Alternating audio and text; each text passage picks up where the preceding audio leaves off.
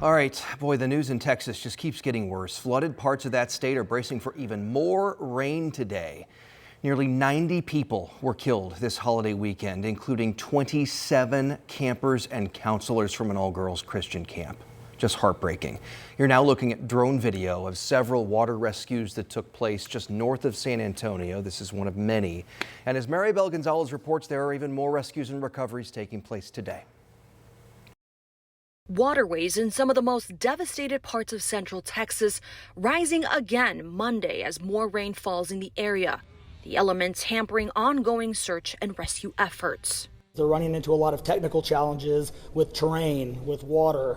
The Kerr County Sheriff's Office says over 400 local, state, and national first responders and more than a dozen canine units are helping in the search and rescue efforts. Here, the dramatic rescue after two people clung to a tree to save their lives. Others in the state, including children, were forced to swim to safety. The flood started getting bigger, and it was going up to, we had bunk beds in our cabins, and it was going up to the top bunk, and we had one choice, and we had to swim out of our cabins. I said a prayer when I was standing on my porch. Both my parents are deceased, and I said, Mom, Dad, God, help. The death toll continues to rise, including 27 campers and counselors from Camp Mystic along the Guadalupe River. I've lost near friends, best friends, my boss, my godchildren. The Hill Country community now questioning if anything could have been done to prevent this tragedy. Everyone here, if we could have warned them, we would have done so. And we didn't even have a warning. While survivors come together in their grief. The outpour of people near, far, it's been incredible. In Kerrville, Texas, I'm Maribel Gonzalez reporting.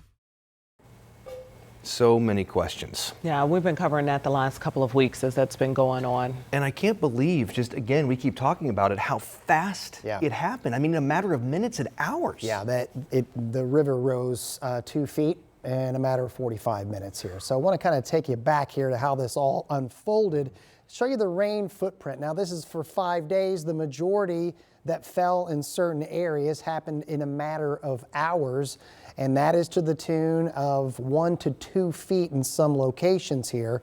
We're going to get specific on the timeline for Kerrville. The flood threat for the weather pattern was recognized in the middle half of last week. On the 3rd of July, which is Thursday, there was a flood watch issued for Kerr County. At 7:10 p.m., the Weather Prediction Center started to notice, yes, flash flooding was going to be likely in this area, 3-inch per hour rain rates. At 1:14 in the morning, a flash flood warning was issued with life-threatening conditions. By 3:19 a.m., move to higher ground now, act quickly to protect your life.